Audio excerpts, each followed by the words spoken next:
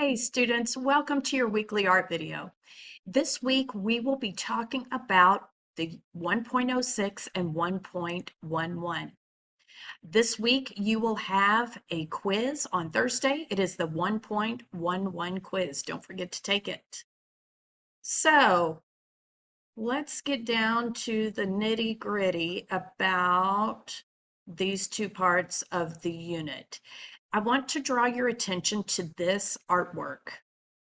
Oath of the Horatii by Jacques-Louis David. So David believed that the purpose of art was to teach moral behavior. His paintings were meant to inspire courage, duty, and loyalty to the state. In Oath of the Horatii, David depicts a pivotal moment in the ancient war between the city-states of Rome and Alba. Both sides had agreed to settle the conflict by sending their three best warriors to fight to the death. So he created these paintings with a moral message that was meant to inspire courage. The story was well known in France during David's time. Both Rome and Alba agreed to settle the conflict by each having their best three warriors fight to the death. The Romans chose three sons of Horus, known as the Horatii.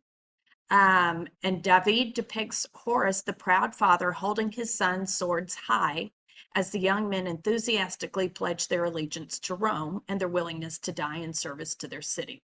So the rigid poses of the body, if you'll look at the painting, emphasize heroism.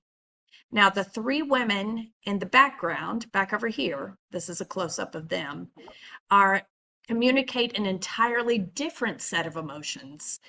The mother of Horatii in the background comforts two of her grandchildren and laments the impending battle. So the younger women in the foreground have much to lose, and one woman is married to one of the three Horatii, and the other, Horus's daughter, is engaged to one of the Alban warriors.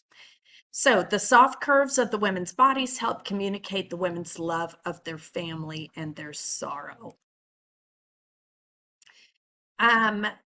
So one of your quiz questions might be, what neoclassical elements do you see in Oath of the Horatii? So some of the elements that you will see are that the brush strokes are nearly imperceptible so that they do not distract from the realistic quality of the figures. Let me see. It's in pastel color schemes, delicate brushwork, fanciful settings, subdued palette so that the colors don't overshadow the message of the painting. So let's talk a little bit about neoclassical architecture. This is Thomas Jefferson's home called Monticello. It was started in 1869 before the American Revolution. As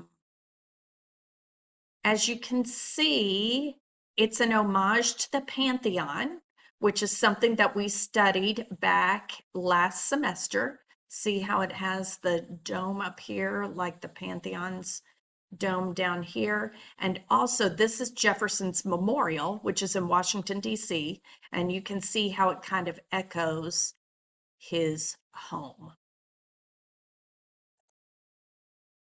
So if we compare the Roman Pantheon and Jefferson's Monticello, a large dome, the most prominent feature, protrudes above the point of the pediment. This is the pediment right here, and here's the dome. The dome has an opening in here in the Pantheon. The dome has an oculus, which is like a big opening at the top, big circle at the top. The Pantheon's oculus is open to the weather and drains inside the building, and it carries away the water. Jefferson covered Monticello's oculus with a pane of glass. So a portico or a porch, as you can see right here and right here, consists of a roof supported by columns. Here's the columns, topped by a triangular pediment, which is right here. The portico emphasizes the symmetrical front facade.